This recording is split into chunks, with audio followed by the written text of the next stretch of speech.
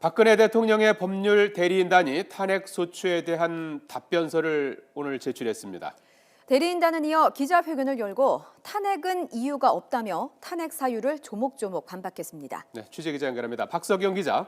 네, 헌법재판소에 나와 있습니다. 예, 지난주 금요일, 그러니까 꼭 일주일 전에 박근혜 대통령 탄핵안이 가결됐는데요. 오늘 박근혜 대통령 측이 탄핵 소추에 대한 답변서를 제출한 거죠? 네, 그렇습니다. 일주일 만입니다. 앞서 헌재는 지난 9일 박근혜 대통령을 탄핵해야 한다는 국회 탄핵소추 의결서에 대해 오늘까지 답변서를 제출하라고 요구했는데요. 이에 대해 박 대통령 측의 변호사들로 구성된 법률 대리인단은 오후 3시 20분쯤 헌재 민원실에 24페이지짜리 답변서를 제출했습니다. 박 대통령의 법률 대리인으로 선임된 최명성 변호사는 모두 24페이지짜리 답변서를 낸 뒤 브리핑을 열고 이후 열린 기자회견에서 법률 대리인단은 박 대통령의 헌법 위배 부분은 그 자체로 인정되기 어렵고 법률 위반은 증거가 없어 인정되지 않을 것이라고 말했습니다. 그러면서 탄핵 사유에 대해 사실관계와 법률관계 모두를 다툰다고 밝혔는데요. 탄핵은 이유가 없으므로 기각돼야 한다고 잘라 말하기도 했습니다. 대리인단은 또 첫 변론기일에 대통령이 출석하기는 사실상 어려울 것으로 내다봤는데요.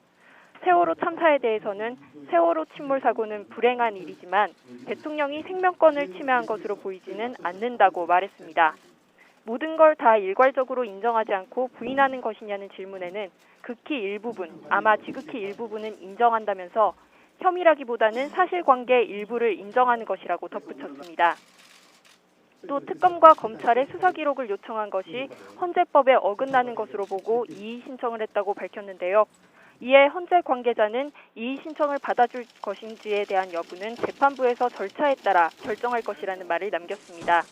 앞서 헌재는 어제 탄핵 심판의 검사 역할을 할 국회에 탄핵소추 사유 입증 계획과 증거 목록을 달라고 준비 명령을 내렸습니다. 준비 명령은 재판 절차를 진행하는 데 필요한 사항에 대해 준비를 명하는 것인데요. 대통령 측의 답변서를 받은 헌재는 그 내용에 따른 재판 절차 준비, 다시 말해 준비 명령을 곧 내리게 됩니다. 지금까지 헌법재판소에서 YTN 박석영입니다.